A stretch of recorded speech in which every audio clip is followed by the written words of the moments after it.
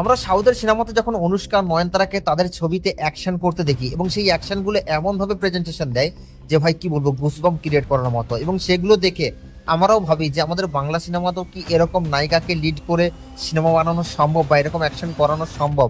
দেখুন, এক কথায় এটা তো মানতেই হবে যে সাউথের সিনেমার বাজেট বেশি থাকে এবং সাউথের ডিরেক্টররা তাতে নায়ক হোক বা নায়িকা তাদেরকে প্রেজেন্টেশনটা কিন্তু মারাত্মক লেভেলের একটা বিল্ড আপ দিতে জানে। তো আমরা যদি রিসেন্টলি টাইমে নয়নতারা বা অনুষ্কার যে লিড মুভিগুলো এসছে সেগুলো দেখলেই বুঝতে পারবো যে মানে কি লেভেলের বিল্ড আপটা দিয়েছে তাদের ক্যারেক্টারটাকে, মানে ভাই কি বলবো, ফাটিয়ে দিয়েছে। তো এরকম কিন্তু আমাদের বাংলাতে সম্ভব এবং সেটা আমরা দেখতে পাচ্ছি কিন্তু এখন কোয়েল মল্লিককে।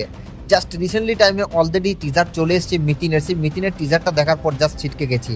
এখানে কোয়েল মল্লিককে যেভাবে অ্যাকশন করতে আমরা দেখতে পাচ্ছি বা যেভাবে কোয়েল মল্লিকের বিল্ড আপ, ভাই এক কথায় অসাধারণ। হ্যাঁ, সাউথের মতো হয়নি কিন্তু চেষ্টা করেছে। এবং কোয়েল মল্লিকই কিন্তু বাংলায় এমন একটা নায়িকা যার স্টারডমে কিন্তু সিনেমা ব্লকবাস্টার হয়, এটা কিন্তু মানতেই হবে।